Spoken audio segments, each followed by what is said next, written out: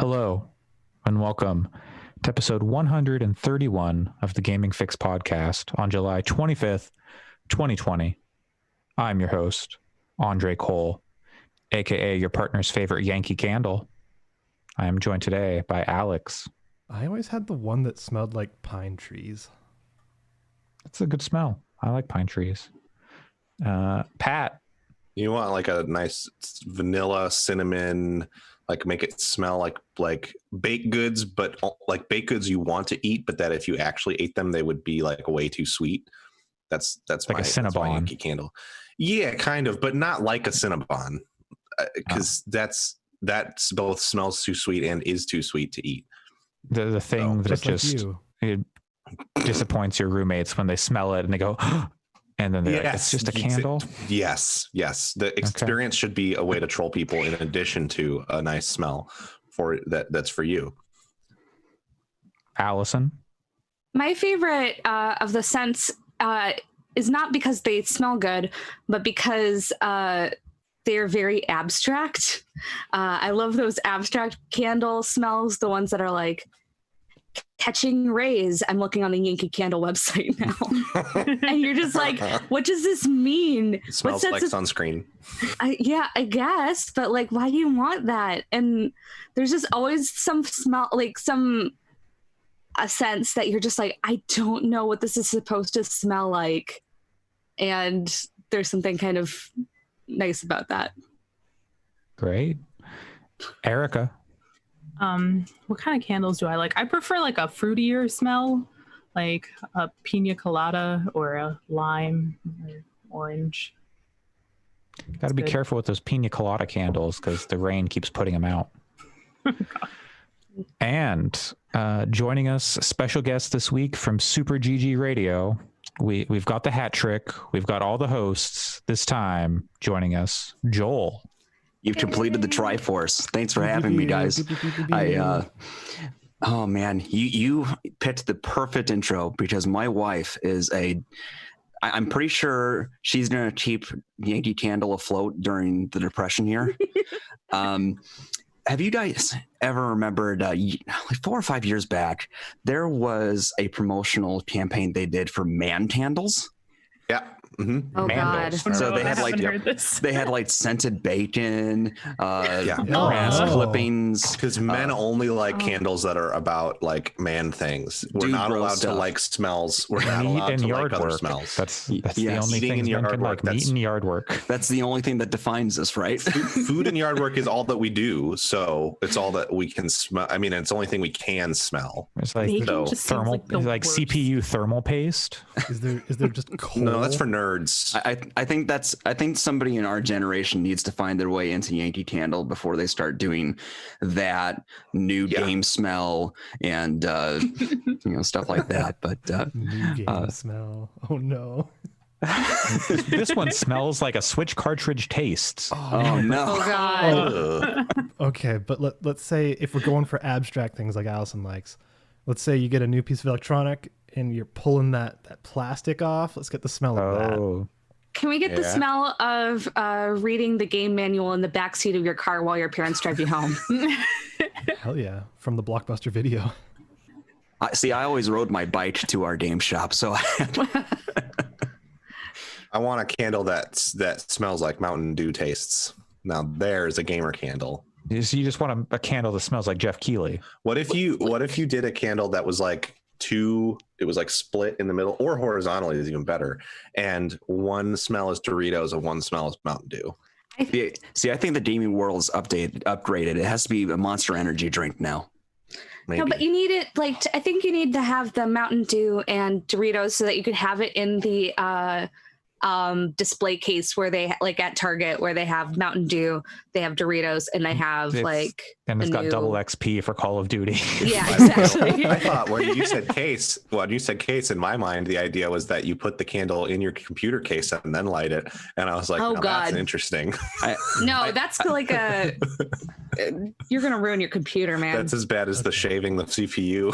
That candle scent is just going to be called early onset diabetes. I think that's but where we're headed. if you truly want to appeal to the most Call of Duty of Dude Bros, it needs to be one of those 3-wick candles, and it's just Mountain Dew, Doritos, and weed. Yep. Can you imagine? It smells. I wouldn't rather buy a not. weed scented candle because I would just, where I live, you can just buy weed. So But I maybe would just you do just that. like the smell. As and someone you who don't wanna does be like the high. smell of weed, I would just purchase some weed. It I would just be some- so- As someone who sits in a legal state, I can smell that every day on my walk. yeah, it's like I don't like the smell, but like Same. I don't care that my neighbors are smoking. But if I found out they were just lighting a candle, I'd be like, what's the point? I'd be so Especially mad. because not to dunk on illegal states at all, but the weed that you can get there is usually not as good as the weed that you can get here, so it does not smell as good. There's some pretty good smelling weed here. Or you can just adopt a skunk. That's the thing, it shouldn't smell like that. It does in a lot of places. It often does. Yeah, so that always messed with me growing up because in Illinois, it just got legalized last year, but I distinctly remember smelling that smell growing up, and my parents would be like, "Oh, that's just a skunk." And now my brain is just like, every time I smell something that's clearly something that's smoking weed, is just like, I have this internal crisis, just like, is there a skunk nearby, or is just somebody getting high right now? Oh, it's just concert venue smell for me. Yeah. Oh, I have My many mom- funny stories. Oh my god. I had mom- like a math class in community college, and no. there was a Tool concert in my town. Hell yeah. And like the day after, there was this mom who was in the class. It was an economics class, and she was like talking to someone about going to the Tool concert with her like 11-year-old son, and she's like, there was weed smoke everywhere, and we had to leave. I'm like, to a how are you in a Tool position- concert in Eugene, Oregon. How are you in a position where you're a big enough Tool fan that you go to a Tool concert and then you get there and you go, weed, we're leaving? Yeah, like What? You want to hear about a I missed don't know. opportunity. So Illinois legalized, but didn't make it saleable or effective until the end of last year. Mhm. Guess who was the main act of Illinois State Fair last year? Afro Man. Snoop Dogg. Okay. Not far off. Pretty good. Anyways, Yeah, he doesn't is really he a care. grandpa where it's yet? legal. Yeah, no, it's not at all. Remember when he smoked a joint at E3? Do you remember when he smoked a joint with Spyro the Dragon? what? Oh yeah, that was I mean, recent. technically he didn't. They didn't actually show that happening, but I assume it did. Who? I mean, He definitely if I got- lit a joint with the Spyro drone. yes. Oh, right. Oh, Oh, I that thought was you, great. you, were, That you were was- talking about Weed 3, right? Before the EA press yeah. conference? Yeah, it was after he was playing like Battlefield and like Yeah. Zac Efron, and was it? Oh Someone. God, who? Zac Efron also was smokes a lot Khalifa of was weed. there. Who was? Jamie Foxx. That was who it was. It was Zac Efron and Jamie Foxx. Yeah, was that like, we sounds got to go right. find Snoop Dogg, and they looked super high. Anyways, yeah, Yankee Candle's pretty great. You know what else is Do pretty? we know great? that? I don't know if that's true. Do you It guys might have be. sponsorships with them or something?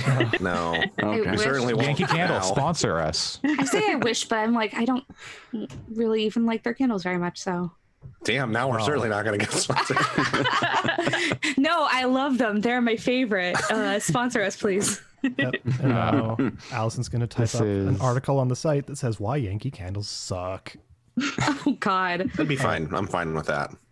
that would be the weirdest thing to pop up on our website, where it's like game reviews, new episode of the podcast, and then suddenly like, here's my op-ed about Yankee Candles and why It's I a hate them, niche. and I'm like, and I Yep. don't even hate them, but Well, you know what?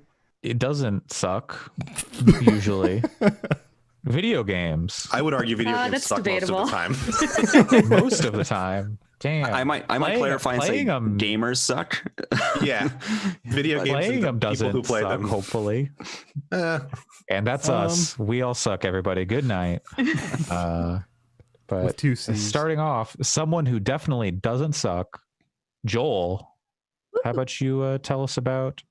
We talked about Superliminal last time, so if you want to we can follow up on that discussion here. And then Yeah, we don't have to go too far into it here. And both of mine are probably to be pretty short here. But Superliminal is, I mean, the cheap and easy answer is it reminds me a lot of Portal in that there are these a lot of really inventive puzzles. It's a first person, not shooter.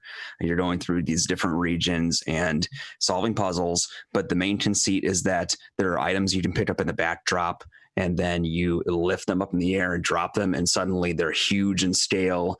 And then if you pick them up and then go down, they shrink.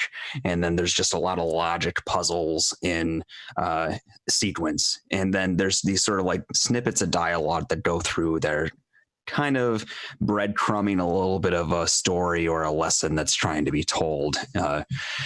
You know, it is something that I watched Getty play through our Extra Life last year. And, I was sort of like punch drunk from the lack of sleep, but I was just like, this is kind of interesting. And I had the opportunity to play it on Switch, and I had a great time with it. It's just it's a really, really neat thing.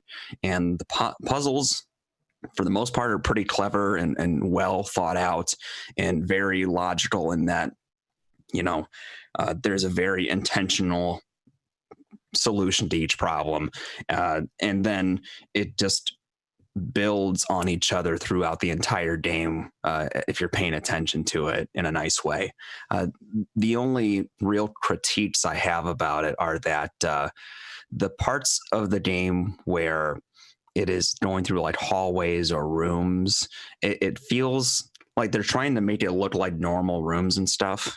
And comparing it to something like Portal, where Portal, there were the test chambers, everything had a clean, stark look with clearly drawn lines. And so like, even if you play Portal right now, to me, it doesn't feel dated in the way it looks because of that clean, sharp look.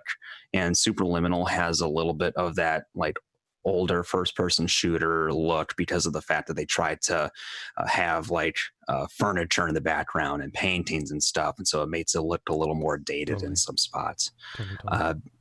The other part was that the later parts of the game, the puzzles did get a little too abstract for me sometimes. That might have been more of a challenge on my part, but for example, there's this one room, and I hate to spoil too much of this because part of the fun of this game really is just solving the puzzle and having the nice surprise of, wow, I didn't know I could do that.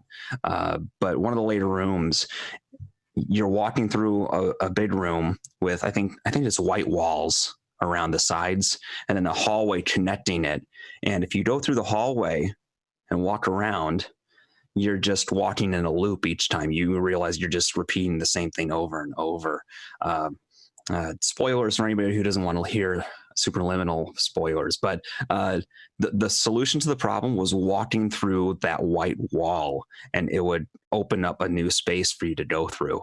Yeah. And it was just one of those things, just like, well, how the hell was I supposed to figure that out? Have you played Antichamber?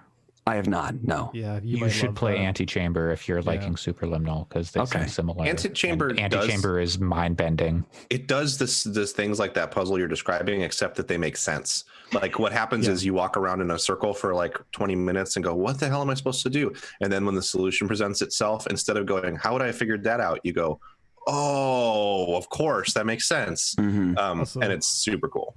Yeah, the game that I played I'm sorry, Alex.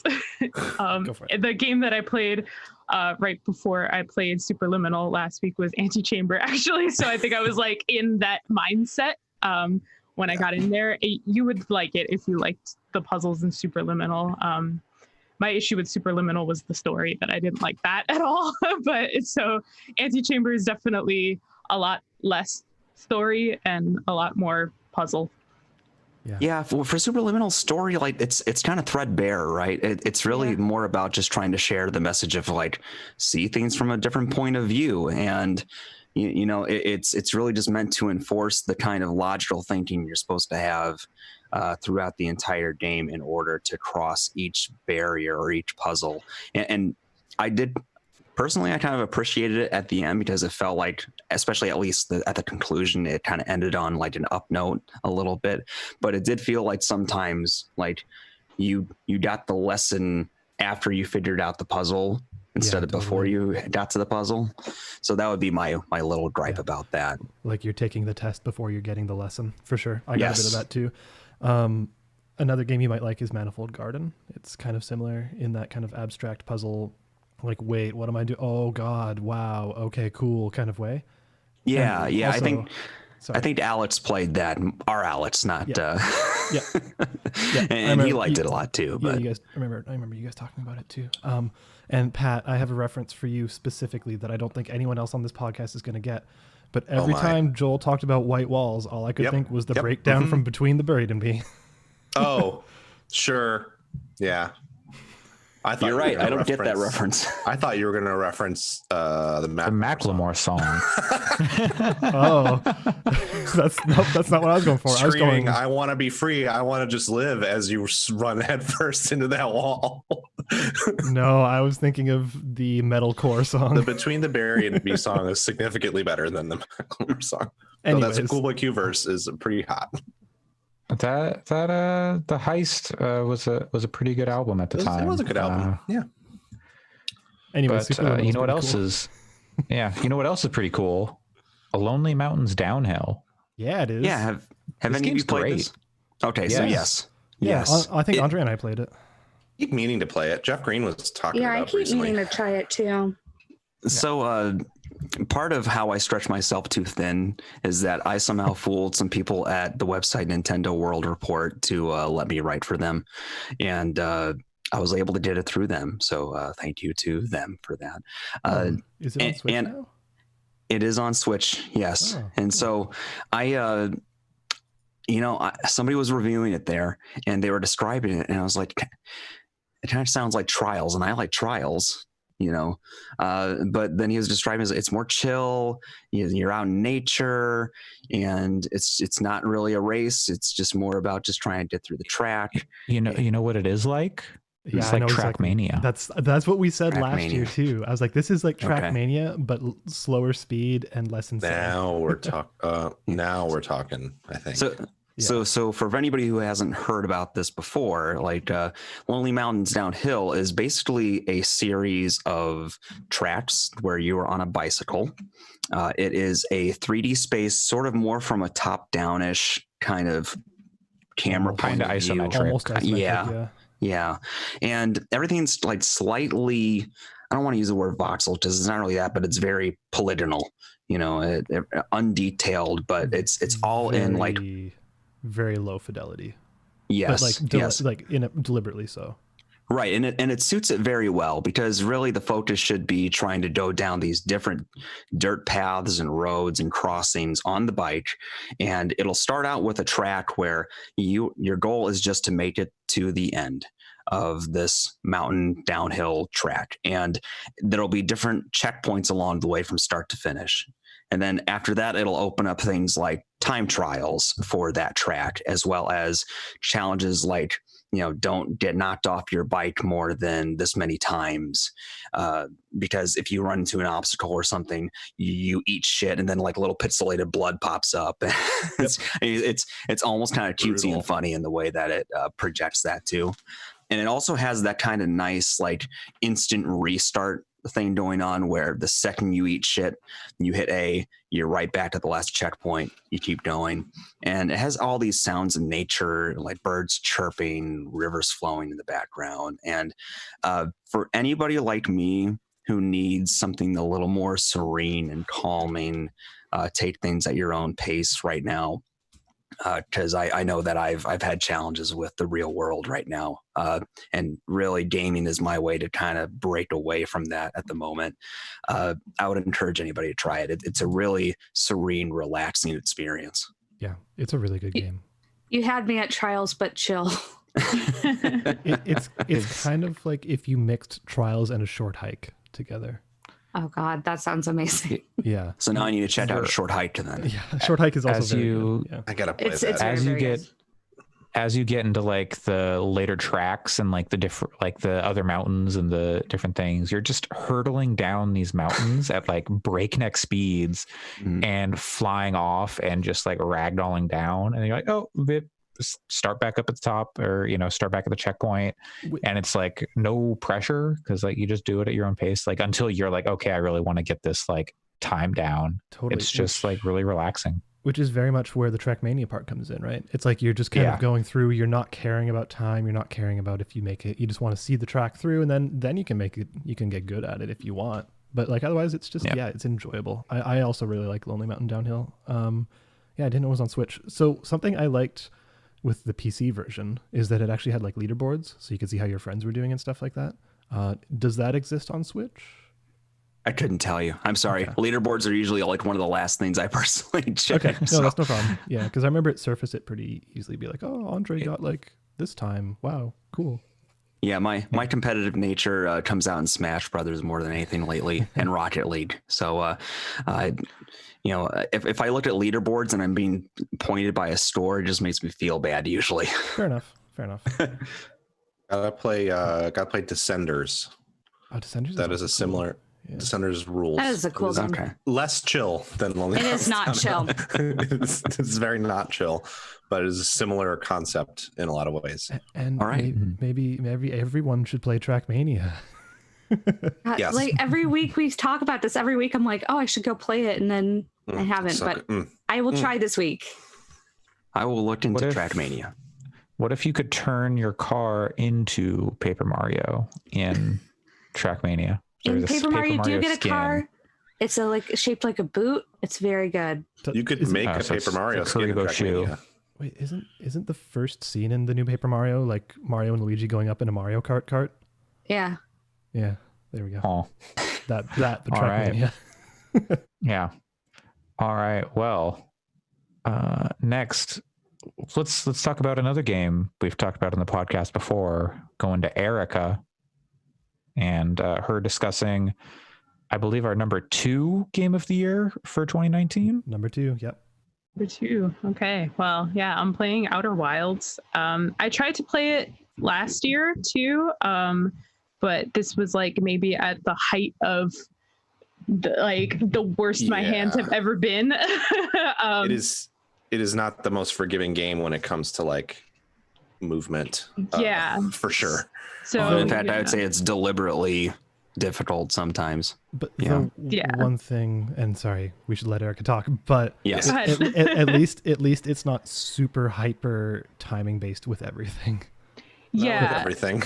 Yeah, I'm finding it much easier this time around, especially because I've been using some of the autopilot, which is not like it just kind of like lines you up a little bit. It doesn't really land you or anything like that. But I did autopilot myself straight into the sun this morning. So you have to still pay attention if you're doing that. But it has been nice to just kind of like give my hands a small break now. And now that I'm not so like, oh, if you're not flying to each planet, then you're not really playing the game like I was last year. Having like the breaks in between where I can just like, stretch my hands out a little bit. And also having the loop in general just kind of gives me like a good stopping point. Like, it's like, okay, I'll just play till the end of the loop, and then I can take a break. So it's been easier this time, and it's mostly that I really want to play this game, and that's why like I've been forcing myself through it anyway. But this time around, it's much easier because I'm going into it with a more chill mindset. That's cool. And I'm having a better time with it. I'm still pretty early, I think. I've done a few cool things. It's hard to tell you where I'm at because you could do things in whatever order. Anywhere. Yeah. So totally. yeah, I think I'm still early on. I don't know a lot about what's going on at this point. It's about a 15 to 20 hour thing, depending on how long different puzzles take you. So yeah. It's so I chunky. mean, I restarted now, so I'd say maybe I'm about 3 to 5 hours in on it now. And I would say you specifically as a huge Myst fan, I think like some of the puzzles you're going to really adore. That's That's what I'm expecting to. That's why I wanted you to play it so bad. Like everything I've heard about this game, I'm just like, oh God, I have to play this game. I have to play this game. and Xavier, my husband, also played the game when it came out last year and immediately like ran over to me. He's like, you need to play this game. You have to play it. You have to play it. And so I think that's why I was getting so frustrated, was because I couldn't play it. And I was getting really upset because my thumbs kept locking up on me. But now, you know, a little autopilot, a couple breaks, and I'm getting through it. That's awesome. But I'm having a lot of fun with it so far. What has been your favorite planet or thing you've come across? I just did. I mean, I don't know if there's the only thing to do there, but I just did that Bramble world thing. Trust me, it's not the only thing to do there. I'm sure it's not. I'm sure it's not. But I found what I'm supposed to find there the first time, I guess. And that was really exciting, just because there's, you know, clues to it on your home planet. And I just enjoyed that part a lot. There was like another one where you have to like wait until you orbit near the sun for ice to melt in order to get to like a different part. And I thought that was pretty clever and exciting also. That one was cool. Yeah. Yeah, but you know, we'll see. I'm sure there's more to come. All right. Shocking no one. I have still not good. Played a game in 2020 that for me comes close to Outer Wilds. I played it. I would agree. Like I played it. It wasn't my favorite game that year, but it's an incredible game. I played it somewhat recently and still had an emotional breakdown when the End Times music played. So that's fun. I had the soundtrack on driving to work and then almost started sobbing when that song played when I was just driving to work in the car. I love that music can do that to you, just how powerful it can be in evoking those thoughts and memories like that. Like that's what makes it great. I'm pretty vocal about that game being my favorite ever. So the music in it definitely hits me pretty hard all the time. One of the coolest things, like non-game related experiences I've had maybe ever, is my partner and I went to the Olympic Mountains and the Olympic Peninsula last summer, and just like drove through the mountains and listened to the Outer Wilds soundtrack. And it was just like a religious experience. That's fantastic.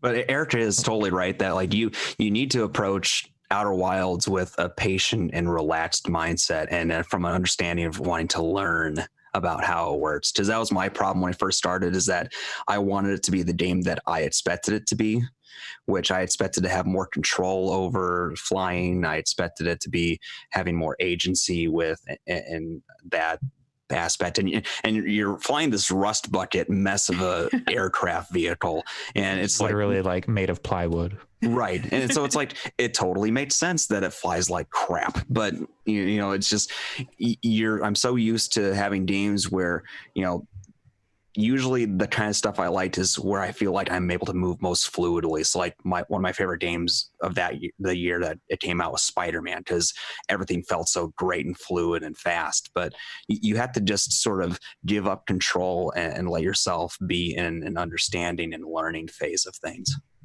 Yeah, definitely. And I think I'm in a better mindset to do that now, because I think last year, I talked a little bit about it on the podcast last week, but last year I spent the majority of the time having like a crisis about the fact that I can't interact with games the same way after having some thumb and neck injuries that make it so my hands don't work the same way anymore. And it's been nice to find a peace with it and also figure out how to play games now, what I have to do now. And I'm finding Outer Wilds like a little bit cathartic for me, because I quit it. I like rage quit Outer Wilds previously, and now I'm finding it very chill and very fun. My biggest criticism of that game that hopefully won't be like frustrating and like triggering or upsetting at all is there are a couple parts where I think from an accessibility standpoint they could do a better job giving you assists, because they're like most of that game, I won't spoil anything, but most of that game is sort of what you say, where you can play it at sort of a slower pace, even though some of the controls are challenging. And then there's a couple of moments where suddenly it's like, actually, you need to be good at this for like 30 seconds. And that is, you know, can be really fun if you've been spending all this time sort of with the mechanics being chill and then going like, oh, okay, I'm glad I got good at this. But it also can be very frustrating, I think, if you aren't expecting it. So while I would not spoil what those instances are for you, I would say if those become a frustration, by all means, between Xavier and people here, hopefully we can like come together to provide tips, because I would hate for like that to like ruin it for you. I can think of one. Go ahead. No, go ahead. Oh, I can think of one very specific instance, but like you said, like part of this game is discovery, so I don't want to spoil. Yeah. Like I figure worst case scenario, I can kind of tag Xavier in and make him do it for me. It's like there's a couple of really hyper specific parts that'll be very clear that like, oh, okay. And so, you know, you can try it until you're mad, and then worst case, if Xavier's like, no, I won't help you, that wouldn't happen, but send one of us, you're safe. And then I'm grooming my mustache. You're laughing, but that's exactly what he's doing. So how much facial hair product does he have right now? Not a lot. He has a beard oil and a mustache wax at this point, but also I've turned him on to flaxseed gel for his hair too.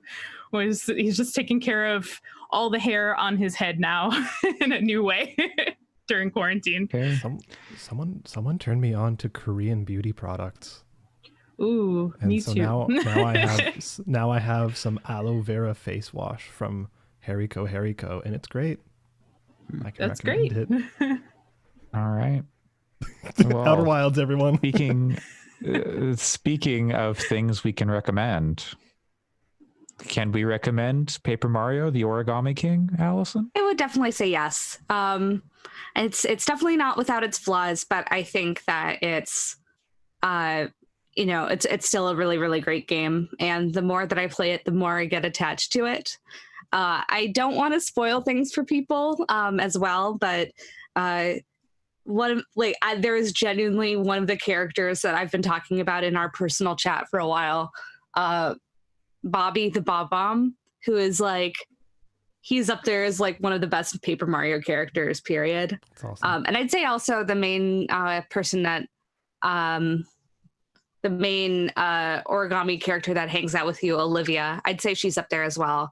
But there have been just so many like really fun little set pieces and little and just specific instances that have just been really good. And I feel like the game is still opening up, unfolding, as it were, to me. That was very good. Thank you. Yeah, but I think that really just my biggest issue is I don't know if it's necessarily balanced completely well in terms of the advantages of getting into combat. But I think that the combat itself, like it's increasingly getting interesting, and the boss fights are increasingly really, really pretty fun to navigate and deal with. So I definitely recommend it. You talked me out of buying it last week. Oh no. But now you're talking me back into it, so I don't know now. What I have heard is that the weirdness of the writing and story, I don't know any spoilers, but the weirdness of the writing and story is pretty intense in a kind of cool way, and that is the thing that I find intriguing about it. There have been several times where I'm just like, what? I just am like, I'm like speechless, because it's just so weird and delightful, and yet like funny, and then also moving. Like I legitimately cried because of like plot things. like which I don't think I could say about other Paper Mario games. So it's very weird. I have heard that some of it is not just weird and delightful, but also weird and kind of fucked up too. Oh, 100%. Which is part of it that is interesting to me. I'm not going to spoil it, but there is one. I just got just finished one of the areas, and it was like straight up body horror. It was bizarre. I think I heard the thing you're talking about. Yeah. It was like, it was genuinely really disturbing and like weird, but it was like intense. I mean, obviously intended to be disturbing, but it was very weird to see this. And I'm like, this is strange. And I don't know how I feel, but I think I like it, but it's like, there was some weird straight up body horror in there. That doesn't bother me so much as like I've never played any other Paper Mario games. Like, is this a good spot to get in? Yeah, I mean, honestly, I'd say probably. And I wonder if I'd actually be really, really curious to hear somebody who hasn't played any of the series play this, because I think a lot of the things that people are frustrated with are because they've loved Paper Mario games in the past, or that they've loved the original on Nintendo 64 or Thousand Year Door. Sure. And there's a lot of baggage with the Paper Mario franchise just because people love it so much. And also the fact that the last few haven't been particularly good. Right. So there's just a lot of people, a lot of like, you know, I mean, this game had a lot to live up to. But I would say that it would actually be really interesting to be a place to start and see kind of how that felt. But also I'd say, yeah. And I think you would probably actually like it, Erica, because the combat like is one of the things that people are the most back and forth on. And I personally like it, but it really makes combat into a puzzle, which I could see you liking. Yeah, I've heard it's right up my alley. Kind of more of a puzzle game than an RPG in a lot of ways. Not as a knock, like it has RPG stuff in it, but yeah, no, I would totally agree. It's definitely more of a puzzle game, but also kind of an adventure game. Yeah. Than an RPG. Like it's like the RPG elements are light, which is the thing that's controversial for a lot of people, But it seems like if you know that and you can't be disappointed by that because you know what you're getting into, like it doesn't sound like that bad or anything. Like it doesn't sound like a bad puzzle game by any means. No, it's good. And I think that the puzzles can get really interesting, especially the like I said, the boss battles. And I'm not going to spoil what it is, but there are about usually 2 boss battles per section of the game, and they're all really unique in how you have to approach them in interesting ways, and then also even just like individual battles are unique as well. Like for example,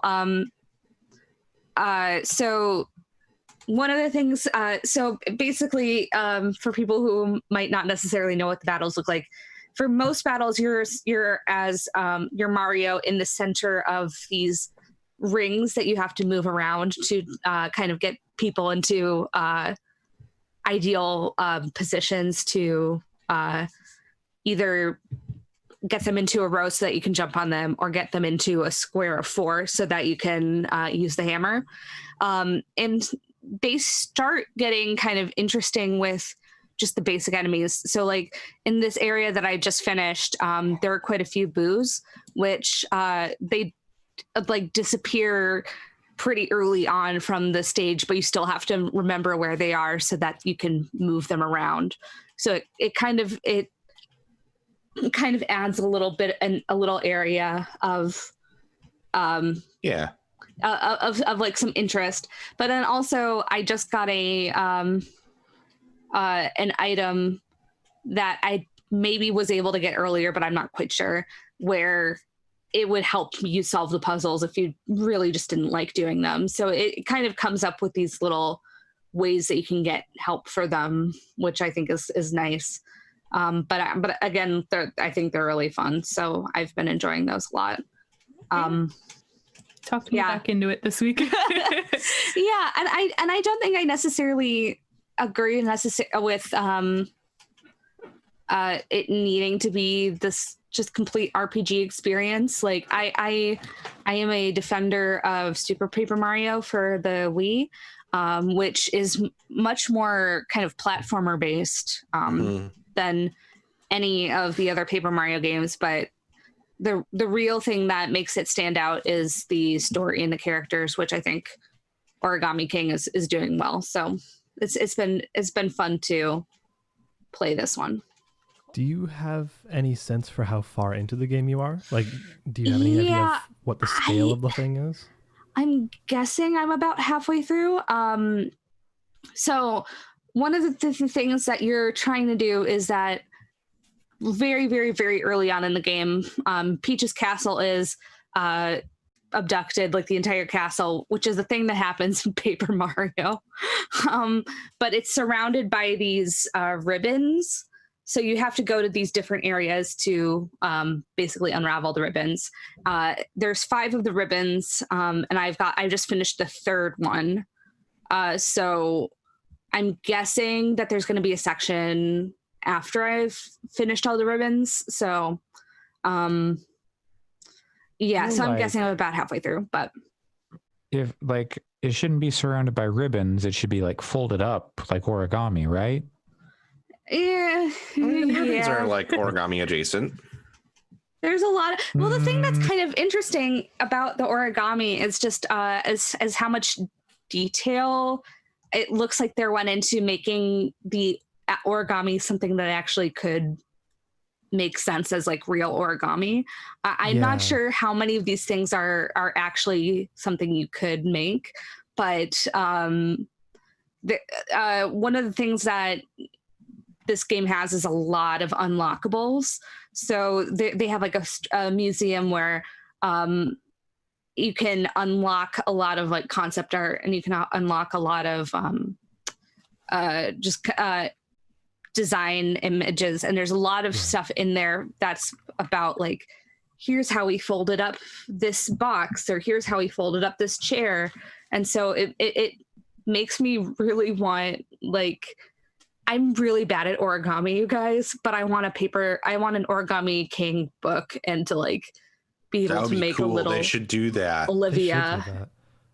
Yeah, I'm really bad at origami, but I would like. Oh, but I would love that. What if that was the next Nintendo Labo set, and it like actually did something? That's a good idea. That's a good idea. Don't make me want it. They should make Paper Mario Labo. Does it seem like all the stuff in the game would be like feasible with actual paper and like to make it origami? Some of it is really, really, really intense. So I don't know how you'd make it. People do some wild stuff with. There are origami. some wild things. Like there are some like specific creatures that are just like completely, that you're just like, I don't know how you'd make it, but I think they really put a lot of thought into, into how the world in general, but the origami especially would work. So I don't know how some of those big ones would be, but I'd love to see it. I feel like I would be terrible at making some of these things, but I'd love to see some like genuinely good people at origami build. I bet you won't have to wait long or at all. I'm sure that has happened. I bet. What's Arby's up to? God, I don't want to hear about it. They're busy. They're busy putting little swords into French fries. I've got a bad association with origami after I did Heavy Rain, and after David Cage hurt me once, I'm not sure if I can be hurt again. So I thought you were going to say you had a bad association with Arby's. No, actually, I'm the one person in my group of friends that actually likes Arby's a lot. So Arby's is fine. I'll go to an Arby's. Arby's is like the one fast food place that the only thing I can eat on the menu is the curly fries because I don't eat meat. Yeah. So they're like, I don't have any opinion on Arby's either way because I will never be able to eat there. They do have some bomb curly fries. They're fine. But For fast food fries, no, we can't. But welcome to Fry Fix. Oh no, not We're gonna again. break down all the. I mean, I wish I could morally support the waffle fries from Chick-fil-A, but I've got a little bit of a personal problem with that. Yeah. But back to Heavy Rain. One thing they did that would have been really cool with this. I'm sorry. No, hear me. No, it's fine. Hear me out. God. Like, this isn't a hot take. This is a real take. One thing they did with Heavy Rain is they gave you one piece of origami paper, and then like when it was installing, it was like, here, while you're waiting, this is how you can fold this origami, like the crane that shows up in the game. It'd be really cool if like this game, the physical edition, came with like a piece of origami paper, and it's like, hey, you can fold this thing, so now you have it on your desk while you're playing or something. We don't have to litigate Ring Fit Adventure, but it's origami fit adventure. We don't have to litigate or Heavy Rain, but that is the one subversive cool thing that I liked that they did.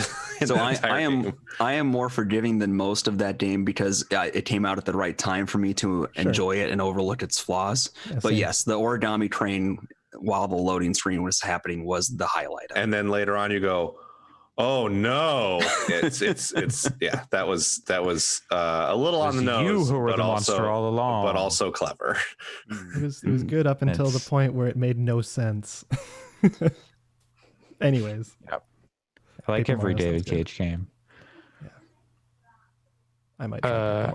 That's Paper Mario does sound good. I intend to play it soon. Maybe this week. I'm gonna do some Twitch streaming. Maybe I'll stream that. Maybe I'll stream. I don't know. I'm going to stream something. I have no idea what I'm going to stream. I got a lot of games now. Yeah, pretty sweet LED light. Yeah, I am full YouTube now. YouTube, Twitch. Got RGB LED floodlights behind me. So you find me on Twitter, and you'll find me on Twitch. So I'm sorry, Allison. I had to go feed my kids while you were talking about that. Thumbs up or thumbs down on? Thumbs up, definitely. Okay. So Christmas present for the kids then. All right. Except for the body horror part. Whatever. It's not the kids need to learn sometime. It's body horror that kids can see. When are today's kids gonna watch like Hellraiser? They're not putting out any new ones, so it's like, when's their chance? And they're gonna if you try to give them like actual Hellraisers, they're gonna go, okay, boomer, whatever, and look at this like this old movie. You just need to wait until Paw Patrol does the Hellraiser arc. Oh God. On that note. Well, hey, speaking of Hellraiser and things that are dead, Necrobarista. Yeah. Hell yeah. The Hellraiser of video games. So it's a lot better than Hellraiser. we need to talk about Necrobarista. I don't know that this is the forum to talk at length about Necrobarista. No. And also, like, I think we are probably going to have to organize some form of spoiler cast for this game. That's a separate discussion. But Pat, you and I both have been playing it. I have finished it. I don't know if you have. No, I'm at the end of Act 1. Okay. So I'm planning to finish it probably today. Yeah. So I'm going to start talking about Necrobarista with a little tiny bit of a history lesson. Very not a big one. Like it's a game. The beginning. It's a game that we've been talking about on this podcast for at least 2 years. And I think even before we started the cast, I personally remember seeing the first trailer back in like early 2017 and thinking, wow, this looks extremely cool. And like the style is something I'm really into. And I'll definitely play this when it comes out, which was supposed to be October of that year of 2017, but it got delayed. Then in 2018, I think Pat, you played it at PAX, right? Mm-hmm. Saw it. I didn't get to play it, but I saw it at PAX. But like it came up on the cast then, and then it had no release date. And then eventually they announced a release date in 2019. So we definitely talked about it a few times on the cast throughout that year. I played a little bit at Bit Summit, but it was all Japanese and my Japanese ain't that good. So I just got like a tone piece basically. Yeah. And then like somewhere in late 2019, it just kind of fell off the face of the earth. Yeah. Like they were basically like, oh, the release date went from June 2019 to summer 2019 to winter 2019 to the point where it just said 2019. And then 2020 came around and it was just nowhere to be seen. So everyone was like, is this game dead? But in December of that year, they put up a post on Steam basically saying, hey, we know it's been a while and we've missed a lot of the deadlines we set for ourselves, but hey, we're going to be open about why. It's because of burnout. Like they were pretty open about saying how stressful the game industry is and how difficult making a game is and stuff like that. And how they as a team basically had to choose between overworking themselves and the game not coming out. And they picked for the game to not come out like multiple times. So that's why it got delayed 3 years. And they just didn't want to put it out until they felt like ready and healthy. Yep. So, which I respected at the time. I was like, okay, yeah, that makes total sense. I was looking forward to the game for 2 years at that point. And I was like, okay, yeah, no, good. Take the time for the mental health. And because of the kind of game that it is, it would have felt to me almost disingenuous for them to crunch and crunch and crunch and crunch and then put it out and say like, here are our beliefs. And also we worked ourselves to death. I mean, in some cases you have to, right? Like as a studio, I'm not condemning any studio that does that, any indie studio that does that. Because in some cases it's like, if we don't do this, the game doesn't come out. But in this case, the fact that they were able to take the extra time, I think was the right decision for sure. Because I think it speaks to the values in the game too. Yeah. But then kind of out of nowhere, about a month or two ago, they're basically like, yeah, it's coming out and it's coming out very soon. Like they basically gave it like less than a month of announcement time, just being like, yeah, we're putting it out now. And I was like, hell yeah. And yeah, so now it's out. It's part of Apple Arcade, or you can get it on Steam. And like I was saying, on sale right now, 15% off. Yeah, there's a lot to talk about. Yeah, I would say like, up front, I highly, even if you have the ability to play it on Steam, I highly, highly, highly recommend playing it on Steam. There is some, they had to make some changes to the dialogue for it to be part of Apple Arcade. I haven't read for sure that this is what it is, but I'm almost positive. There's a lot of the strong language or whatever is not in the Apple Arcade release. And my assumption is that as part of, you can have like strong language in apps on iPad, or on the App Store. But I think probably as part of being in Apple Arcade, they probably have to make it all ages appropriate or something. Yeah. And it's not bad. Like they did their best, but definitely I would play it in its intended text, and it also runs like crap on iPads. So, but yeah, like, I would agree, because there's definitely some dialogue that happens in the game where I can't imagine how it would be if it was censored, because you need like they're carrying very heavy weight by doing like an all caps fuck in a very appropriate scene. Like where you need that. Like if that was all caps frick, I would be like, I can't take that seriously. But like in that moment, yeah, it's like it's like genuine. Like this character is extremely like at their limit. Like, and I can't imagine how that would come across as being genuine with censorship. But anyways, so yeah, game is out. Personally, I was really worried that after all those times and all those delays, it wouldn't be very good, or even, just very good at all. Because like there's lots of games I can think of that had massive delays and then came out the other side pretty bad. Like most of them, honestly, like things that get delayed a lot usually don't end up fantastic. But talk about Fable. I was thinking Duke Nukem Forever. I was thinking Last Guardian, which was okay. Like, it's like they're hyped up for all this time and you're like, yeah. But I mean, hyped up for this game is maybe not the word I would use, because it's a small game. But anyways, yeah, Necrobracer came out, and it is now a shining example to point to as a success story for a game that like got really delayed and came out. Totally. And like, it's so goddamn fucking good. Yeah. Which isn't to say it's without fault. Like there are definitely some critiques, but they're so minor that they don't even affect the overall experience in like a negative way, in my opinion. I think like if you are someone who likes the parallel that I keep drawing is if you're someone who liked Disco Elysium, this game is not, I mean, it's different tonally for sure. And it's written from a very different perspective, and it's about different things. But the quality of writing there is the only other game that I can think of in recent memory that has that quality of writing that is also about writing. Like, I obviously adore the writing in Outer Wilds, but it's a game that doesn't just lean on that as its primary delivery mechanism. Whereas, Disco Elysium and Necrobarista are both games about writing. They have to have that. And they're the two of the best written games I've ever played. And I would say that's, again, I'm only halfway through Necrobarista, but I am just like constantly stunned. Like almost every line, every time I click the button to advance the dialogue, I stop and read it again and go like, holy shit, this is good. It's remarkable.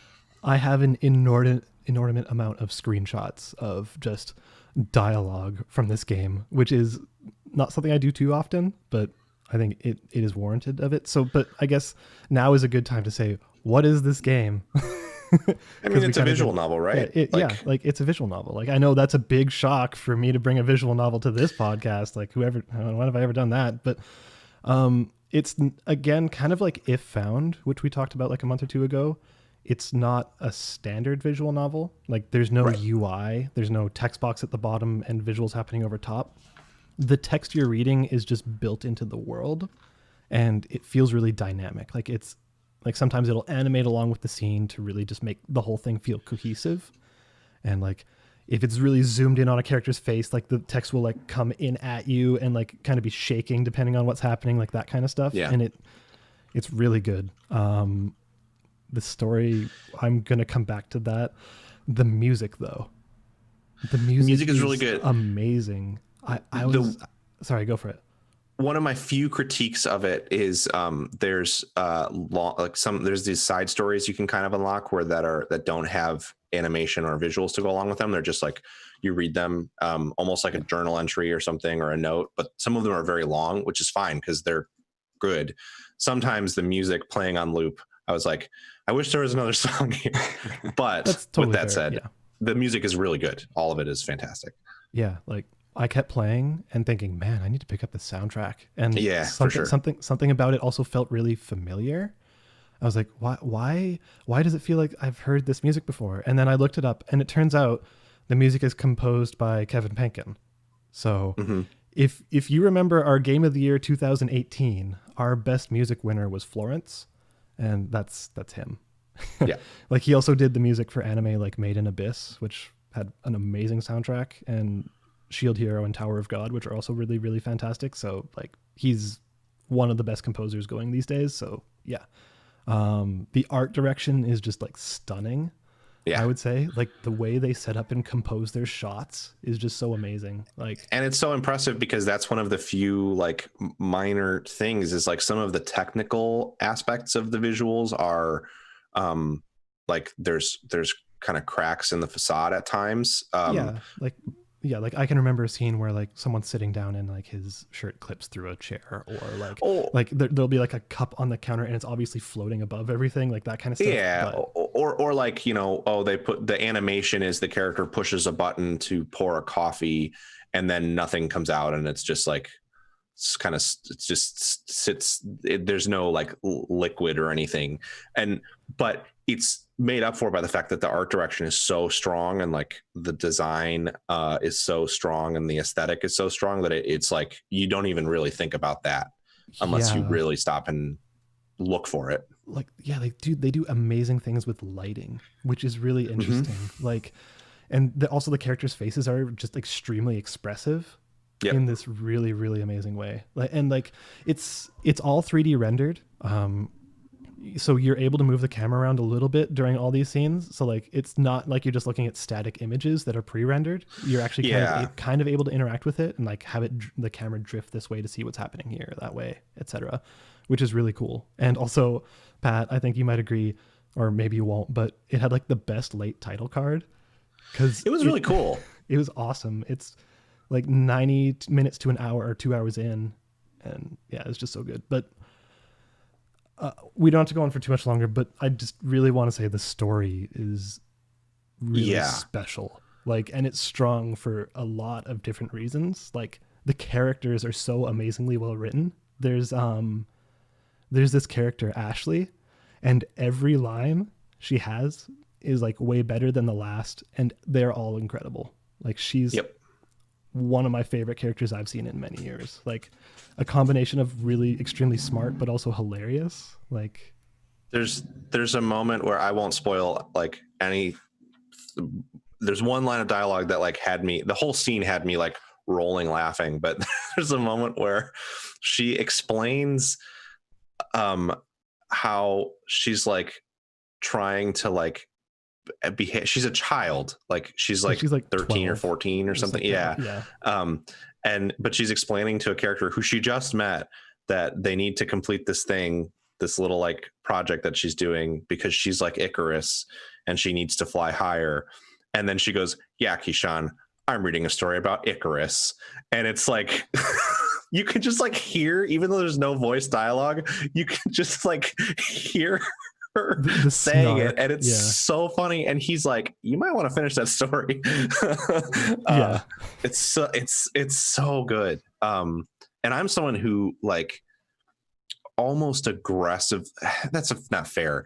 I would never, I'm not the kind of person who's at all like, visual novels aren't games, but visual novels are a genre that I have never experienced a single thing in it that I've really liked.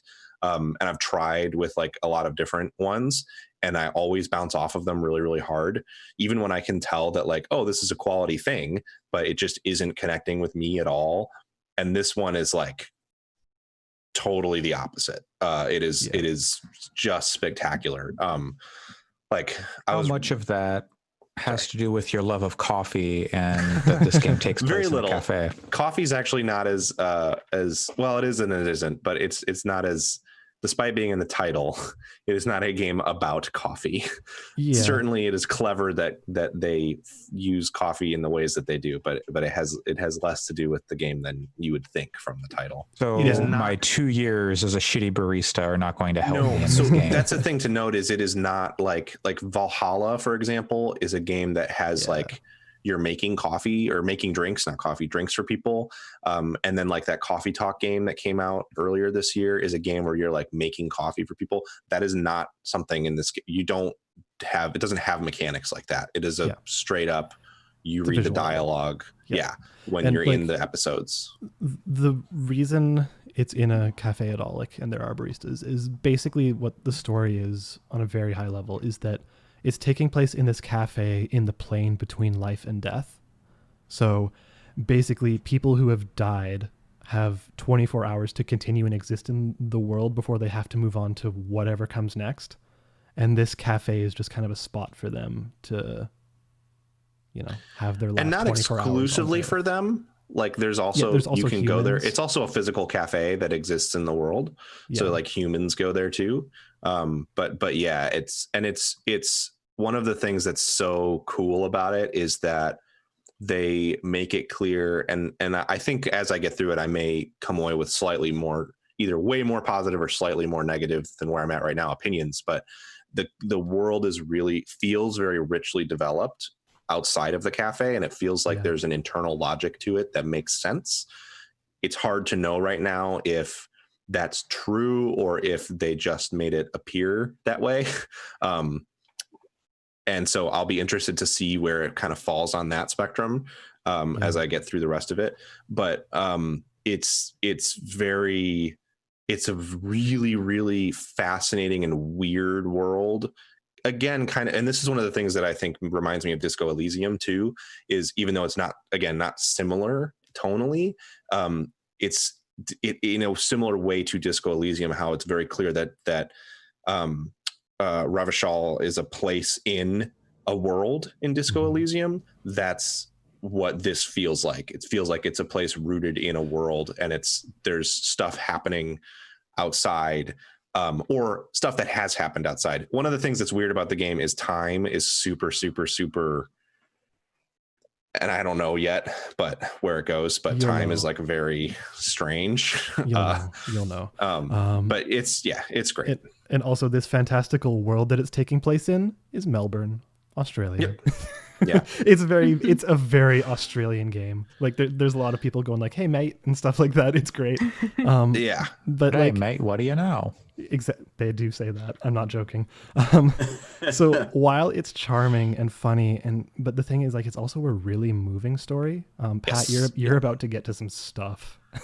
Like once I realized what the story was actually about, I was fully invested. Like, yes, there's all these comedy moments that I was like, also with Pat, like just totally laughing, but they end up really thoroughly exploring the theme of death and the unknown in a really affecting way. Like they approach death with a light heart at first, which is kind of weird to think about.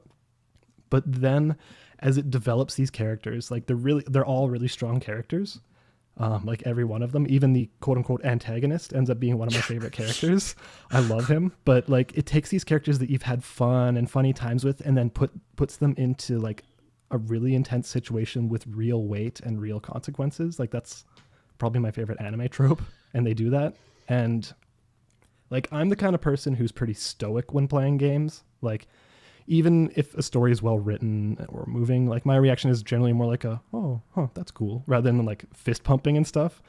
Or like even if it's an emotional scene, I'm more the type to get misty eyed than to go full on bawling. But like the story in this game totally left me in tears. Like it is really strong, and the writing is just so incredible that it holds it all together.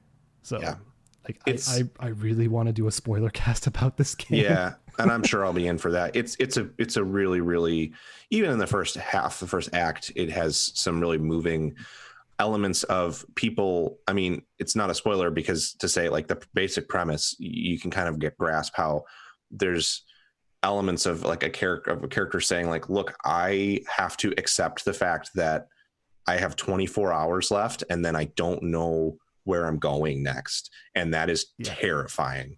And the way that they sell that and make that character really make you understand where that character is coming from is really moving for sure. And it's so impressive that it goes from a genuinely hysterical scene to something that is almost like not really action, but like, you know, more in the like, oh, what's going to happen sort of suspense sequence. And then to this really moving emotional bit. It's really impressive. Just really. And I think you should play it even if you're not someone who would typically play visual novels, because it really is remarkable in terms of like the writing achievements. And there's cool stuff that is like gamic around it, even though it doesn't have narrative choice the way that a lot of visual novels do. There aren't different routes to my understanding.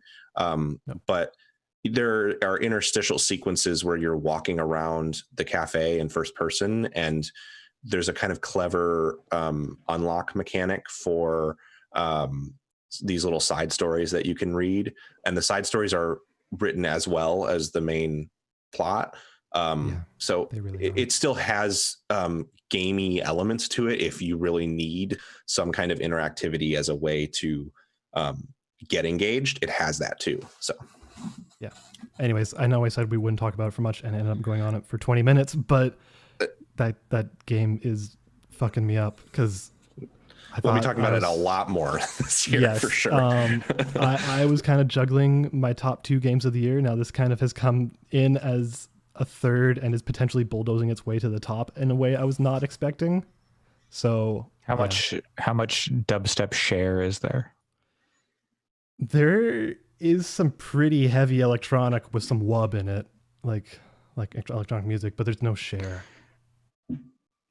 Sorry, it's gonna have to really do something special then if it wants to get anywhere near that list. I heard some dubstep Nickelback on. Yeah, I did too. It was photographed. Triumph on Unofficial Classic, yeah. And for what it's worth, there might be both references to Star Wars and Metallica in Necrobarista. Okay. I haven't seen the specific references, but I believe it. Yeah. Well, I had my doubts until you mentioned that, but now I'm in. I'm sold. Actually, the way you guys evangelized for it, I think I need to check this out. It sounds. Yeah, I need to pick it up sooner or later. We need to do a spoiler cast. Probably sooner rather than later, so that we can do a spoiler cast. I would unequivocally. It's not super long either. I think I've heard like anywhere between 4 and 6 hours. Yeah, if you depending on power how through, fast. if you don't do any of the side stuff, which you don't need to do, like it's totally optional, you could probably get through it in like 5 hours, I would say. Okay. And a lot of the side stuff that I have seen is very much world building. It's not so really tied to the main plot, but it is very good and worth reading. I read the billiards one last night, and it's like it's so well written. Also, do the fisherman. I was not expecting the fisherman to be moving, but holy shit, it's so good. I gotta get the food. I gotta get the food one, the food resource. I don't have that. Yeah. Anyways, sorry, we don't have to talk about Necrobase for another 20 minutes. We could, but Jesus, it's but so unequivocally, everyone should play it. There's no, Yeah. I don't have. I think it's for. I think it is for everyone. It's I would tell my dad to play it. I would tell my brother to play it. Like I would tell everyone here to play it. It's amazing. Out of the games that we've talked about over the past 2.5-ish years, I would be the most willing to push this one onto people like sight unseen and being like, yo, you really need to touch this. Yeah, probably this and Disco Elysium would be that for me. So, and that says something, I think. Yeah, for sure. All right. Well, departing from the visual novels, I've got two things here. I've got a multiplayer, Overcooked like, or I've got the newest Devolver joint. What do you want to hear about first? That's a tough choice, Andre. Moving Out is a spectacular game, but I'd really like to hear about Carrion. I want to play Carrion. All right. I have to jump up, but I want to hear about it. All right. So Carrion. Okay. Carrion is the newest game from Devolver Digital publisher. You might have seen the Carrion Beast in their Devolver showcase thing, interviewing Phil Spencer. Yep. Is just a giant mass of meat and teeth and tentacles in flesh, the most unpleasant way.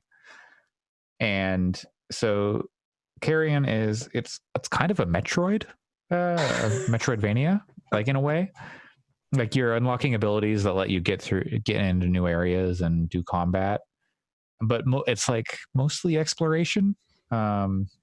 So you're going through this like underground, like lab based thing as this bioweapon, a very Resident Evil-esque looking thing that's tearing through people, eating them up, is it a bow?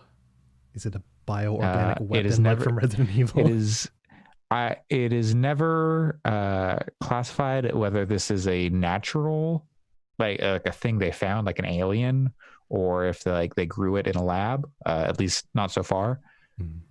There is some like stuff, like some story stuff that is like you come across at times where you no longer control the Carrion Beast or whatever it is, and they give you like some narrative stuff. But yeah, so you're this fleshy tentacle tooth beast, and you're just like flying through this underground base. And I say flying, but you've got tentacles that are just grabbing onto anything and everything, and so you can move freely around these levels.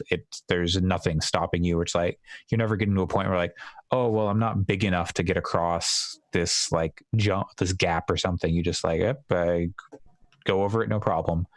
You will run into spots where you're like, oh, I can't get through here because I'm too big. But then you get an ability that lets you go through that. Is there any threat to you? Like yes. Okay. So you do come across humans who are just, they're like scientists or like IT people or whatever, and they're just like going about their day, like doing their job, and then suddenly this giant fleshy creature busts through a vent in the wall and it's like, I'm gonna eat you up. And you tear them, like, tear them in half, and then you can grab them with your tentacles and fling them around to kill them. And then if you pull them to you, you just like devour them. And then as you devour more and more people, you grow and grow until you get very big and you've got like 6 mouths and you're just giant. Jesus. Like, yeah, it's luckily it's all pixely. So like you can't there's no real detail, but if they made this in like the Resident Evil engine with like multi-million-dollar budget or whatever, that'd be really disgusting. I think I need to set up my parental restrictions on my Switch if I did this. And so for the most part, at least early on, there's not like a ton of threats, but then you do start to come across people with guns or like these shields. So they're like, nope, you're not going to get me. But you can figure out ways to get behind them, make them lose sight of you or go invisible once you get a certain power. And it's very satisfying to just like bust through these rooms, these areas super quick and grab people, eat them up, and then figure out whatever puzzle is going on. Sometimes it's like, oh, I got to push a button over there, then it's going to open a door here. But then like, oh, if I go through this laser beam, then it shuts the door. So I have to figure out how to make that work. So it's pretty cool. It's on Game Pass for PC and Xbox. So check it out there if you're into that.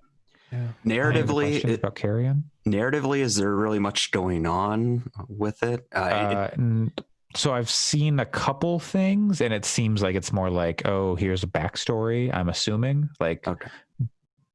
it's not entirely clear on what it is. Like, I think it's like a slow reveal, like, oh, here's what's happening, but it's few and far between so far. I think I've done like 2 or 3 sessions of that in like over like 2 or 3 hours. Okay. But yeah, it feels good to play. Something that can make or break a Metroidvania-y kind of game for me is the map. Is there a map? Is it good? No. There's no map. But it's pretty simple. Like, it's not like a super complex thing. Right. And so you've got kind of like a hub, and then you go from the hub. The hub is still like big, and like you're going through multiple zones, but you go from like a hub into an area, and then you'll come out of that area, and the area will tell you like, oh, you collected this much, or you basically finished this much of the area. So you can go back if you want, but to get out of, there's no like health upgrades that I've seen. And I think to get out of the areas, you do need to get whatever like power upgrade is in there. So you're not gonna like miss out on much, I don't think. Okay. Because there have been some where I was like, I thought I finished it, but maybe not. But maybe they just want you to go back when you have later powers. How far are you into it? I'm like I said, I'm a few hours. Let me see if I can pull up the Xbox app here on the old PC, and it'll tell me. Maybe. Are you playing with mouse and keyboard or gamepad? I'm playing with gamepad, though you can play with mouse and keyboard. I remember hearing someone say it felt like a mouse and keyboard game, which I thought was interesting. Kind of. It definitely like it doesn't feel bad with the controller, and I think the way you move with to move with mouse and keyboard is you hold like left mouse click. But then you're using the mouse to like determine where you're shooting like your web or like where you're grabbing people from. Whereas with a controller, you're using right stick to control that. And like you're having to control distance as well as like direction. So that could be a little tricky, but it's not too bad. But there is like, sometimes you can get like a lot of body parts in a spot, or a lot of like grates, and like, oh, there's like 2 grates and a lever here, and I want to grab the lever, but I keep grabbing the grates. But it's nothing too awful. Let's see how many I've got. 175 out of 1,000 gamer score. Oh, that's a lot, or a lot left, I should say. Yeah, I'm sorry, I only speak in trophies. He's got a couple bronzes. He needs to get a few more silvers and like 2 gold. I have. Oh, okay. Yeah, I've got like half the trophy or half the achievements. So I've got like half of them, I guess. How long have you been playing for? A couple hours. I can't see a way to see my playtime. It's interesting that sounds like it's not super long, but maybe the mechanics wouldn't. Yeah, I'd rather not have something overstay its welcome, you know. Yeah. I'd agree with that. It's just been in development for a long time, so I wasn't sure. there are 4 upgrades that I can tell, or there's 4 main upgrades, and then like Gotcha. some of them will improve over time, but you start with one of them, and then I still don't have like the final one, which I think is like you push triangle and then it does something, but I'm not sure what it'll do because I haven't gotten it yet. But I've got like an echolocator, which is like tells you like the areas where you've got like a biomass hive, I think, or like things that'll upgrade you. Yeah, the way you save is you just like go into a hole in the wall and then like spread your biomass and then like make a little like checkpoint thing where you can go back. That's how I do it in real life too. And then, yeah. And that you can restock your health there and stuff. So, but yeah, Allison, do you think this is a game that you're going to play? Because like for some reason, this seems like your kind of thing. Because it does. No, I am 100% like, interested in this. It's just depending on. I'm definitely interested. I'm just trying to decide if I want PC or Switch, but my second favorite movie ever is The Thing. John Carpenter's The Thing. So I definitely need to. I've been excited to play this since I saw it at PAX 2 years ago. Yeah, it's pretty cool. And so one of the cool things, I think one of the things I saw for it was like the fire originally a while ago, because when they light you on fire, as some of the enemies do, if you're large, there's just this massive flaming thing flying through the level like, oh God, I got to get in some water.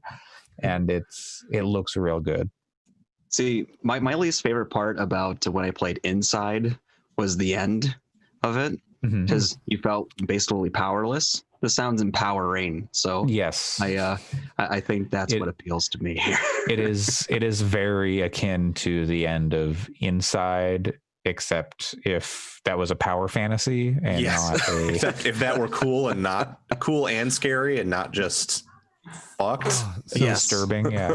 So would you get if Real Doll made a thing of this carrion flesh monster? You know what? Hell yeah. Too many teeth. There's no such thing. Only if I can stretch it out and stick it to the wall. Just one of those sticky hands from the 90s. Exactly. But a carrion thing. So I think that's Carrion. It's on PC and console Game Pass. Check it out. It's pretty good. I have it installed. It's also like 200 megabytes. So yeah, it's got to install it. yeah. It's indie games. They're no Modern Warfare. That they are not. Indie games are almost exclusively what I play anymore. Carrion. I suck in a deep breath every time I launch BattleNet because I'm just like, oh, how is Modern Warfare going to ruin my bandwidth cap today? But also, Joel, I'm totally with you. Indie games are like 80% of my diet these days. I mean, it's a mixture of that's really where the creative engine and new ideas are coming from right now. And then also, most of them have the good sense to know where it's time to end and having a really sort of tight experience where so much of the AAA stuff is just bloat. And for me, at least, in the way I play games. And the older I get, the more that whenever a game touts like, over 100 hours, I just get exhausted. Yeah. I'm just like, shorter games are becoming more and more appealing for me, for sure. How far are you into Persona 5 Royale? Oh God, not very, but It's interesting that you still have that reaction even now while like you can't go anywhere and unemployed. So right, but you're still just like, no, I don't, you know what? I don't need a 100-hour game. I respect it. It depends so much on the context. I think for me, if it's like, like Pillars of Eternity is technically an indie game, like the original one. And I would not have wanted that game. Like they didn't need to make that game a tight 6 hours, like it's cool that is a huge sprawling epic. But then at the same time, I would hate for Necrobarista to be padded out into a 35-hour experience when it works so well being the length that it is. So I think for me, it's very much like I totally agree with the like indie games being more innovative, and I think they are generally better edited. Like I'm still playing and really enjoying Ghost of Tsushima, and that game is like significantly more than it needs to be in terms of its like scope and length. But like I haven't even left the first map zone of 3, and I've probably played 20 hours of it, and like Jesus Christ. Yeah, I've heard people react to moving on to the 3rd area going, holy shit, there's another area. But at the same time, I think like for certain experiences, it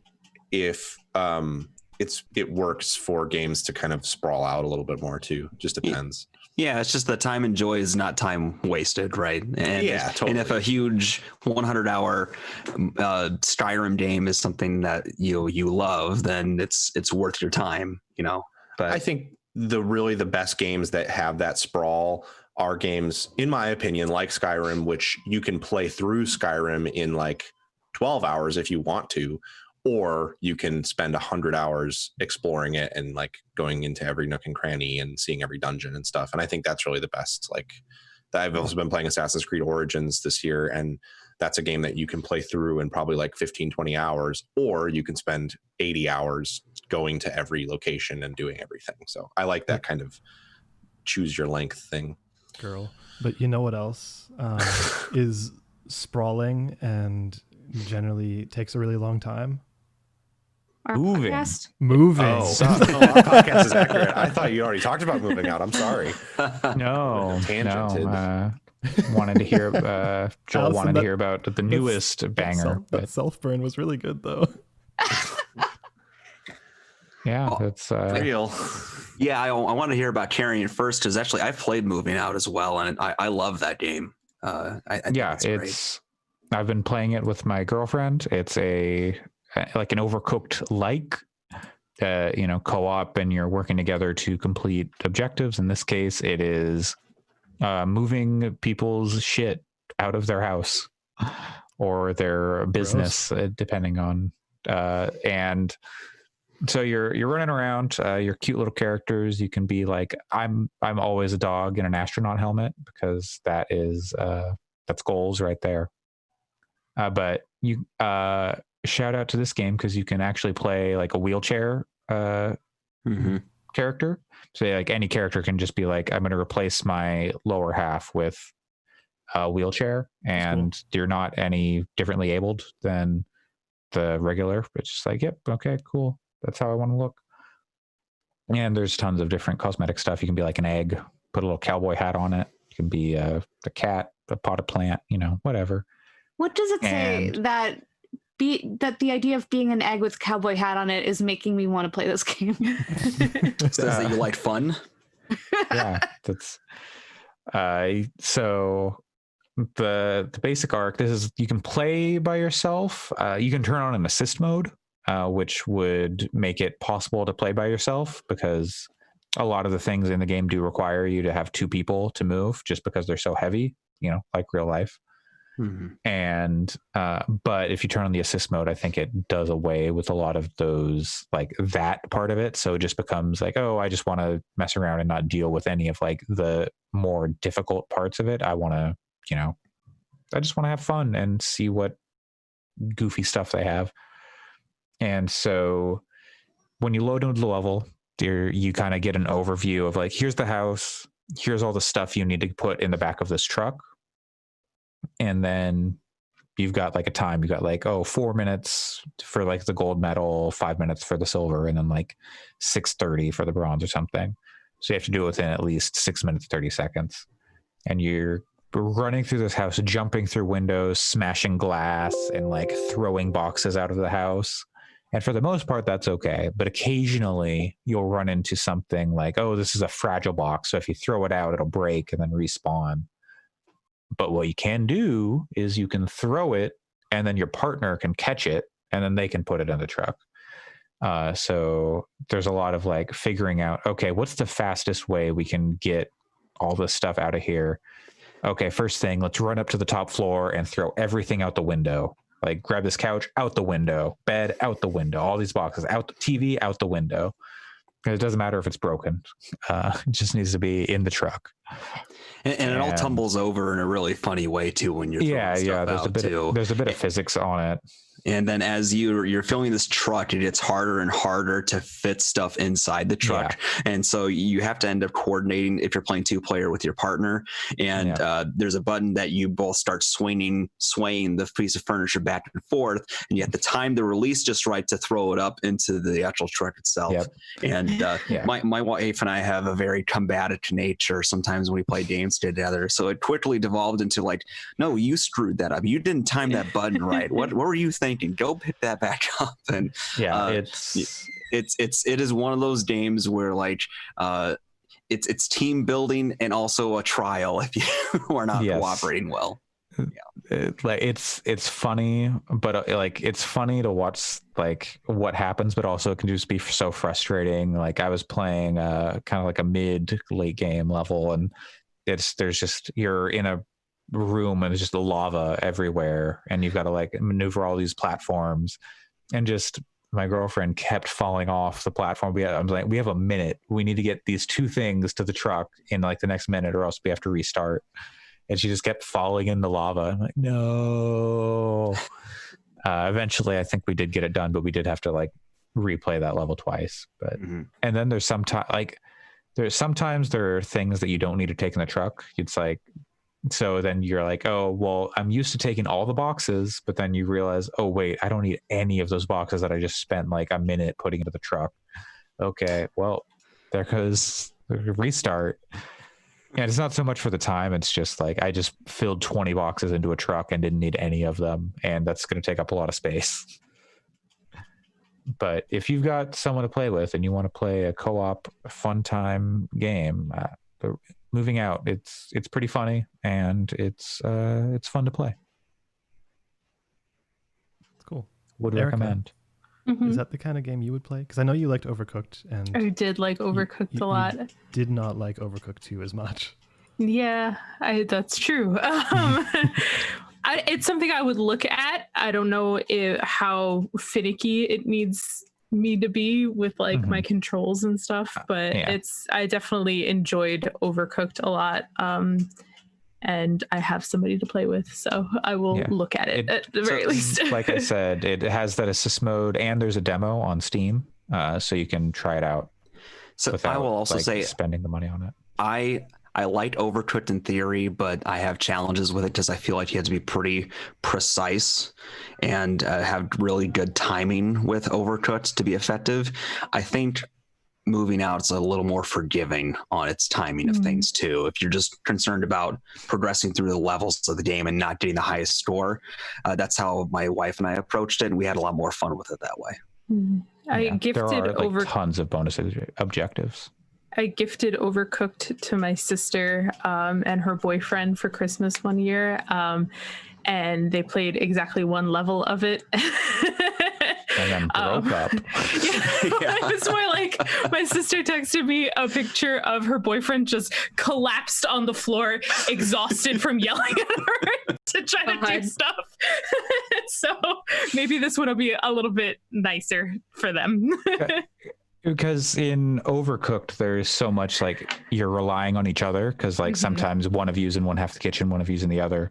Right. At least here, there are things you have to move together. Like you have to work together to move a sofa, unless you turn on the assist mode. Maybe I'm not entirely sure how it works, but for a lot of it, it's just you're grabbing things and trying to get them in the truck as fast as you can, while also leaving room to make sure everything can get in the truck. So there is like some independence, but also strategizing together. Like, okay, you go here, I'll go here, or you go up, throw things down to me, and I'll put them in the truck. Stuff like that. Yeah, sounds fun. Except I hate moving too. So moving sucks. This makes it fun because you just get to throw everything. You don't have to be careful. you jump through the windows. It's great. Fair enough. And you know what else is great? Sometimes it's bad. It's absolute horseshit sometimes. The news. Because that's going to do it for games. And kind of, but there are a whole bunch of games this week announced in the Xbox Games Showcase. Yeah, which we all watched. I only watched like the bits I cared about. I didn't have time to sit and watch the whole thing, so I just looked up what was announced. Honestly, and then watched the trailers for those. That's probably the best way to approach it. I respect your guys' podcast more than ours, so I watched it last night.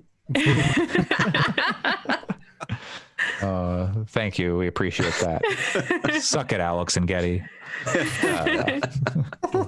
Well, yeah. So Xbox, they had their like third-party games thing in June. I don't even remember. No, May. They didn't do anything in June, right? What is time? Yeah, I don't know. That was like everyone's like, "There's no gameplay. What are you doing?" And then here they're like, "Okay, you're going to see the first party games." That was all they showed was first party, or not. They didn't only show first party games, but all they showed was games. There was no console news.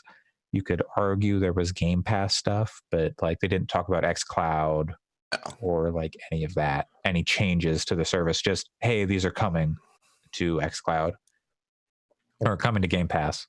And I guess technically that means they're all coming to xCloud, because isn't that the thing? I don't know. Anyway, we don't really know for sure. Yeah, they need to. I don't know. Anyway, yes. So they announced a bunch of games. Keeley in the pre-show, who would absolutely not stop talking about Halo, also brought us. Yeah, but Keeley made them. Yeah, every guest was like, "Oh, Halo." Yeah, but we did get a few pre-show announcements. We got Dragon Quest XI coming to Xbox for the first time ever. Dragon Quest on the Xbox. We got Exomecha, which looks like Titanfall mixed with Battlefield meets Transformers. I missed this. This was in the pre-show. Mm-hmm. Yeah, this was the pre-show. It's like a multiplayer game. It kind of looks like Titanfall 2, but if the mechs involved were more like Gundams. Sure. And also maybe not as cool looking now that I'm looking at images from it. But it's got a lot of like vehicles and stuff, so it's more than just like, oh, there's a big robot. There's like helicopters and tanks and like, hey, the premise sounds cool. Hoverboards. So you can sign up on their website for a beta on Xbox and Xbox One, Xbox Series X, and PC. It so sounds cool, but so you know what else sounded cool? Astral Chain. Anyways. Oh no, that's not good. It's fine. Okay. I think it's a pretty. I enjoyed what I played of it. I need to actually finish it, but. Yeah. Also, I think Astral Chain is the last game I want to play in 2020. See, that's the issue. Okay, fair enough. I have time to play it now. No thanks. I have time to play it now, and I have it downloaded on my Switch, and I'm like, don't know about that. Yeah, you just. I didn't think about the. Yeah. Okay. Not really. It's not really Astral Chain's fault. Yeah, that's true. That's true. Anyway. All right. Yes. Also announced Echo Generation. That game looks a little bit cool. Like in our chat, Pat was like, "This game looks like it's like that us two would really like it." And I was watching this trailer, and I'm like, "Yep, I like the vibe." And then suddenly there's like card battling mechanics, and I'm like, "Yup, yup." Yeah, I was into that for sure. It looks really good. Holy life was determined by card battling. Ish. Well, if you live in the world of Yu-Gi-Oh, and people come at you with a gun because they want your cards, like, or if Bandit you're a Keith. professional Magic the Gathering player, yeah, that's true too. But also announced the creator of Sonic, creator of Nights into Dreams. I don't Balan Wonderland. Some people seemed excited. I don't know. It doesn't speak to me, but people who are into that stuff seem excited. Yeah, it's like it looks like a theater kid musical thing. I don't know. It was a Sega person, and people seemed excited about that guy doing a thing. I don't know. I'm happy for everyone involved who's excited and working on it. I feel like we're running out of names for video games. Yeah, they're just like, I don't know, let's come up with a word. Okay. Yeah, that's true. And Halo. With that, we got into Jeff Keighley's favorite game, Halo. the Doritos of video games, Halo Infinite. That's not fair. Yeah, that's not fair. It's Death Stranding. That's his favorite video game. That's only because he's in it. We don't know. Maybe Keighley's in Halo. Oh God, I hope He's not. been under the mask the whole time. Oh no, Keighley is the Master Chief. Keighley is the Master Chief. Jeff 117. Can you imagine a funnier moment than if the helmet came off and you finally saw his face and it was Keighley doing that like stupid headshot grin that he does? Oh God. maybe Bill Gates, but yeah, it's a close. Bill Gates is Cortana. Oh no. Okay, we've gone too far with this. That recontextualizes so much fan art that I haven't out my seen slash that I'm sure fiction. exists. Yeah, so they showed Halo Infinite. They showed a somewhat open world looking thing that like they showed a big map, and so it is open world. There's stuff to shoot and kill, and you drive around. The thing that is tough about that I've been thinking about more and more is I don't think it's going to be this. I think it will be more of an open world. But if you think about, I forget the name of the level, but there's that early level in Halo, not Silent Cartographer, the one early right after you land, where it's pretty long and wide open, and there's like the 3 different outposts you have to go to, and you can do them in either whatever order you want. This could have been, I mean, that game didn't have a map in the same way, but like, you could have made that level is technically open world. So for all we know, this could be a bunch of levels like that have just have a map. So it's hard to know for sure. Yeah. I would assume it's more like a Far Cry, but it's hard to know. Yeah. With the way they kind of zoomed out, I think it's probably going to be more like confined areas, because they, even in the Q&A they did afterwards, was like closed door. They never said open world. They said like open spaces or like open map or something like that. But they were very careful to not say open world. So I imagine it'll be like zones, kind of like how Destiny is, where you've got like open zones and then go into like smaller things, but you can like backtrack and go to areas and stuff. Which is vastly less interesting to me personally. If they're interconnected, like if it's like, okay, we've got like a big area, and then like, if you're not going through a loading screen, but Halos are big. I don't think you're going to like travel across the entire Halo like we theorized. And I think that's because they have to make this game for the Xbox One. If it was if it was a Series X game only, maybe that would be like a thing, which like we have an entire Halo modeled for you. At most, not here.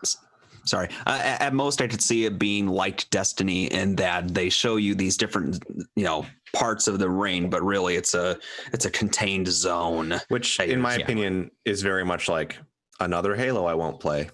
I think I don't know. I think if they really went for it, like I'm playing Ghost Recon Breakpoint with friends right now, and that game is not like qualitatively amazing or anything, but one thing it does really well is it has an utterly stunning looking open world that is enormous, and you can like snipe an enemy from 500 meters away, and that is such a cool thing. And I think if they really went for it with a Halo, if they built a better game around a world like that, it would be awesome. But I also agree that that's probably not what they're doing. So I think the thing with this for me was it didn't look like next gen Halo. It looked like Halo.